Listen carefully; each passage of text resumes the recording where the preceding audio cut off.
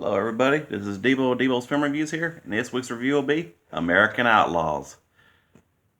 Directed by Les Mayfield, starring Colin Farrell as Jesse James, Gabriel Macht as Frank James, Scott Caan as Cole Younger, with Gregory Smith as Jim Younger, Will McCormick as Bob Younger, and with Ellie Larter as Zerelda Z. Mims, along with Ronnie Cox as Doc Mims, Kathy Bates as Ma James, Terry O'Quinn as a railroad executive, Harris Yulin as Thaddeus Raines, who in the movie was a railroad baron, and Timothy Dalton as Alan Pinkerton. I'll say, for one of the first breakout westerns of the 21st century, American Outlaws is a definite masterpiece, made by the same production from that Morgan Creek, that famous for the likes of Young Guns and Young Guns 2. Although American Outlaws didn't hold the same cult and critical success that Young Guns had, mainly because American Outlaws was, compared to Long Riders, was pretty much one of the least historically accurate takes on the outlaw. About I can say about the only thing they really got right was the names of the members of the James Younger gang, the fact that they rode in a partisan band as Confederate guerrillas during the war, and how, and of course them robbing trains and such, because that's a plenty of inaccuracies, as how instead of Northfield there was a bank, the Hyperion Bank in the movie, which was pretty much its version of Northfield. And of course with that, and also there's also had to rehash one from a Tyrone Power's 1939 movie, of where they had like the railroad people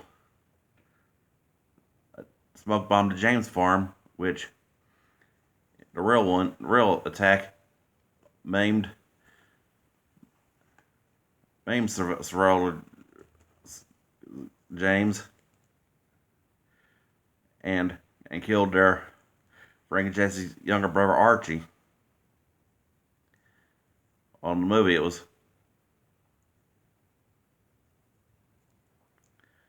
movie, she died, and of course Jesse, and Frank got on revenge. After, in this version, it was at Ward Railroad, after they were trying to seize under eminent domain, try to get people to sell their land. They wouldn't sell. And they had to rescue Cole Younger. One scene that was after getting captured and of course they saddled up. I gotta give an excellent performance of Cole Younger by Scott Caan. I can say, frankly, in my opinion, the best thing he's done besides Hawaii Five-0. Because, yeah, I mean, I always kind of considered him underrated, but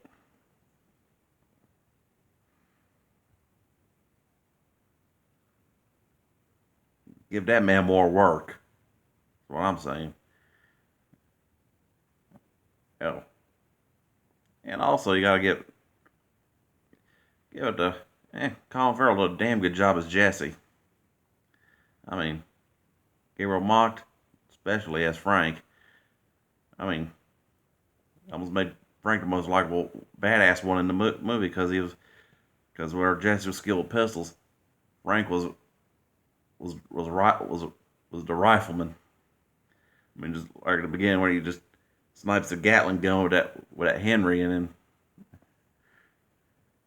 while Jesse just dual wielding, and the Navy codes just capping Yankees left and right.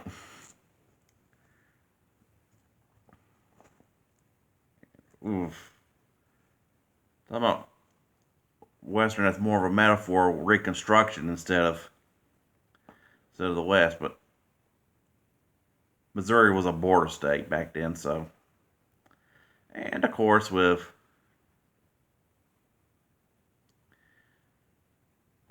gotta give it to Allie Larder playing Zerrella Williams because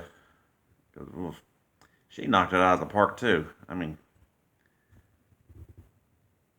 excellent acting chemistry between her and Colin Farrell. And I say the best thing she's done besides the Resident Evil movies.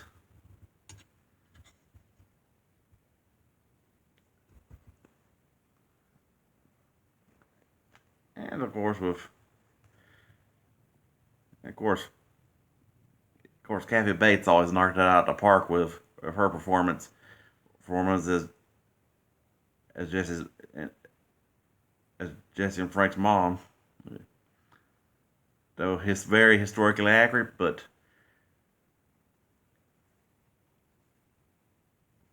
inaccurate, but still knocked it out of the park. I should also mention Nathaniel Arcand did a damn good job as Clancy Tom, who of course was a fictional member of the group. I mean, I've researched a lot of Jesse James from books, various movie adaptations, documentaries. No trace of that guy ever existing. But oof, talk about an action-packed masterpiece. This movie is. I mean, just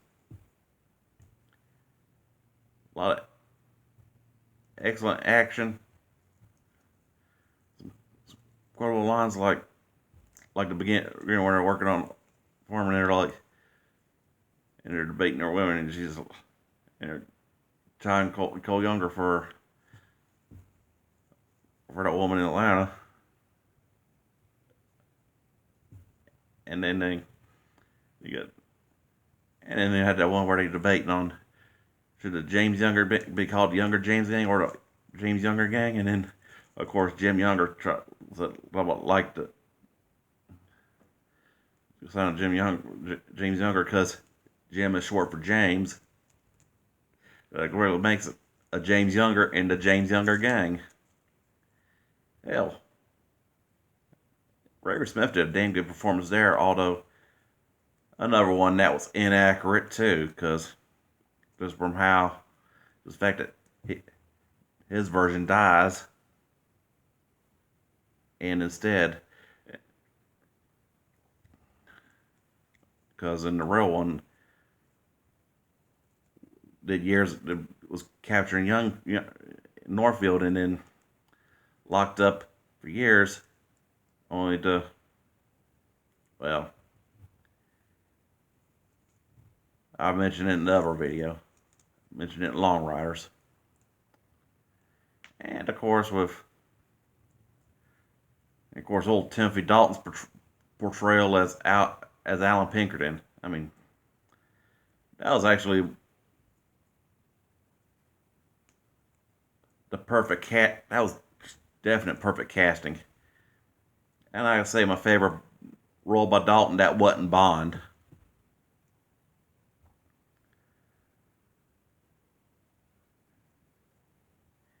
And the fact that he was in the movies almost made me intrigued to watch this. become a fan of American Outlaws. Just so he was in, and then like I said, for a PG-13 western, excellent, just excellent action. Just I mean, just hell, just yeah, just from a lot of epic action, the beginning of the Civil War scenes, the liberation of Cole Younger, and all them bank jobs. A lot of them funny ones too, like the beginning first one where they had that one where the sheriff and the deputy were so suspicious about that resident old man Tucker just sitting quietly in there after trying to get into the bank while Frank and Jesse were robbing it, and then you had the various train sequences, and then of course Jesse trying to escaping Pinkerton custody.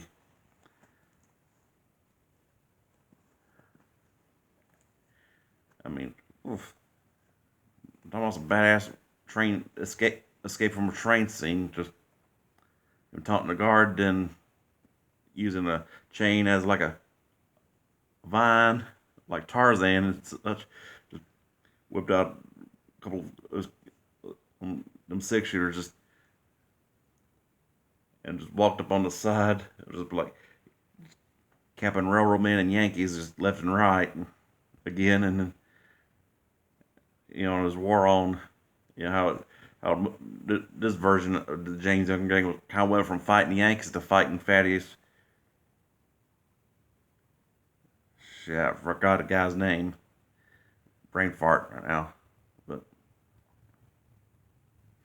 Harris Hewlin did a damn good job right now of the villain and all. I mean, just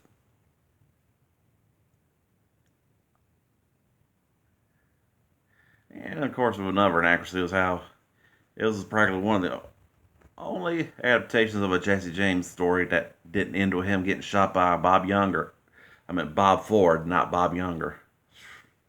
Jesus, I was kind of confused on that one because,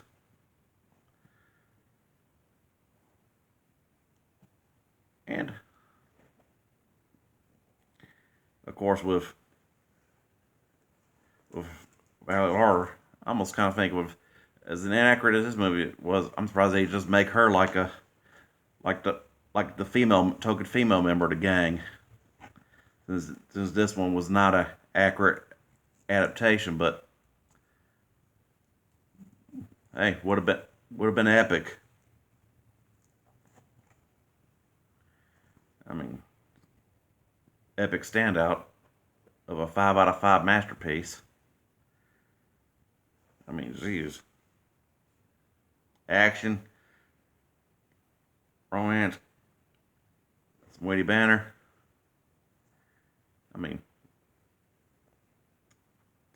Practically the only flaw would be like historical inaccuracies, but hey, it's a movie, not a documentary, so I stand by what I said and rated a 5 out of 5, and then well, I hope y'all like, subscribe, and enjoy the movie, and I'll keep dishing out the reviews.